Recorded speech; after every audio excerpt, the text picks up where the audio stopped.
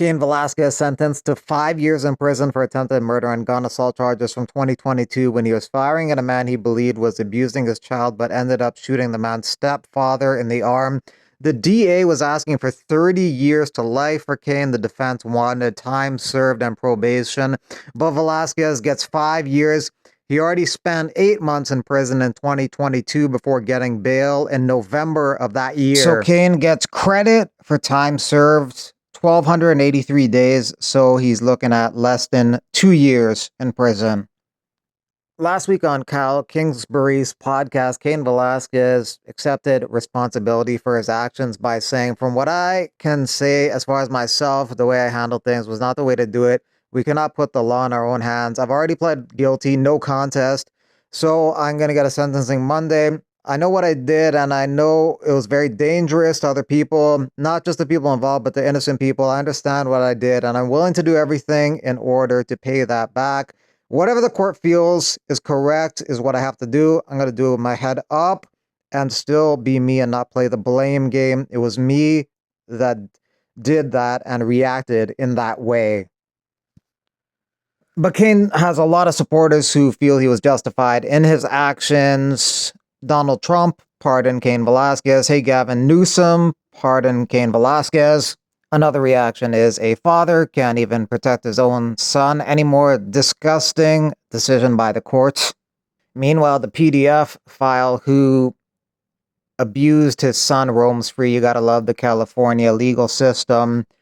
The mother of the accused abuser was not happy with the sentencing of Velasquez, thinking 5 years was not enough.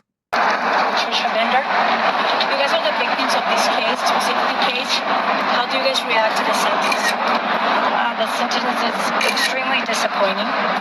It's based on an alleged allegation that has no basis. It is unfounded. We are looking for the opportunity in Harry's case to prove that, as we do have ample amount of evidence to do that. It's sad that the court system and the public can be influenced by simply somebody stating something with no facts. We do look forward to that. I'm glad that we're supported by all of our family members, friends, and multiple years of daycare children. If you notice, young children who have grown up in that facility, none of which will back any of those allegations made by the Velasquez family. Tom Aspinall's meeting with the UFC over the weekend in London seems to have gone well. He seems confident that the fight with Jones will go down. We went across town and met Hunter. That was probably around 10:30, 10, something like that. And we had a nice meal. We talked everything through. You know, Hunter has always been extremely personable and reasonable with me. I can't say what he's like with other people, I don't know, but with me and my team, he's been nothing but hospitable and fantastic. And we had a fantastic meeting. Everything went amazing. I understand my position now. I understand what the company's doing now. And you got to stay tuned, my friend, because there's some big news coming. Alex Volkanovski and Jack Della Maddalena training with each other. They're both headlining UFC 314 and UFC 315. Volkanovski taking on Lopez at UFC 314 next month. Then the following month, May, Della Maddalena fights for the welterweight championship against Bilal Muhammad.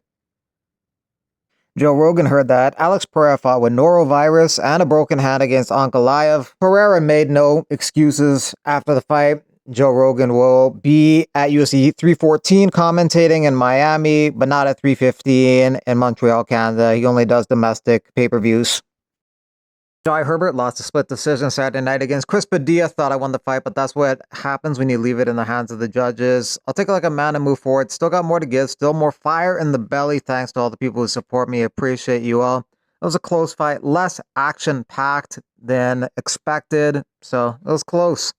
Muhammad Makaev seems to appear to be fighting on May 2nd in Dubai. That's actually the same day Karate Combat is holding an event in Dubai, and they wanted him to fight there, so that's maybe the next fight he's going to have. Sean Brady thought Leon Edwards was kind of disrespectful and dismissive before, during, and after the fight, so that's why he had some things to say about him afterwards. And I tried to like touch him behind Jason Herzog, and he's just salty. And then seeing all the shit he was saying about me throughout the week, I'm like, all right, I wish I was even fucking meaner to this dude. And that's why like I posted this shit about the headshot dead and them not having guns in London, because now I'm going to make fun of you. I'm going to poke at you because you're a fool. So maybe Bilal was right about him. He's all butthurt about all kinds of shit. Dude, even because I've seen him put the gun to people's heads at weigh-ins. I was like, if he puts that stupid ass water pistol to my head at weigh-ins, I'm a slam. So I was ready for all of it, and that's why when we did the face-off, I walked right up, and my nose was like on his lip.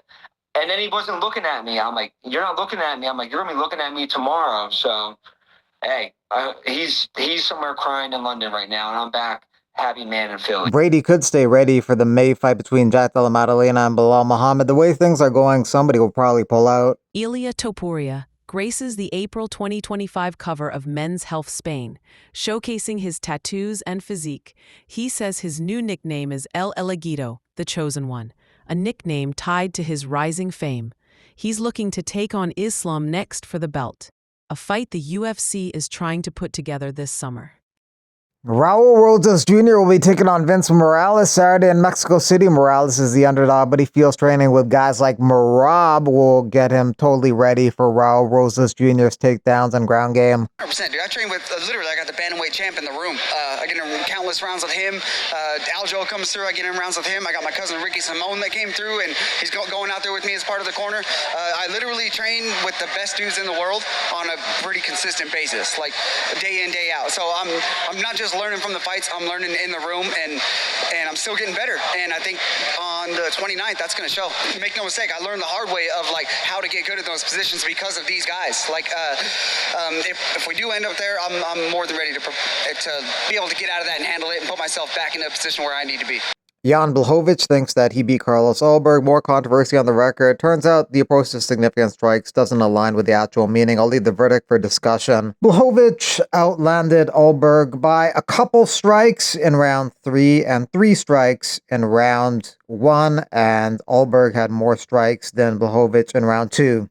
Ulberg won a unanimous decision. I think the competition between two people like that, I think, is one of the best learning lessons I've ever come across. I think there's not many things in this world that evokes as much emotion from an individual as getting inside of a cage and fighting with somebody. And I think that looking at your emotions or being like, it comes from, being aware, self-assessment.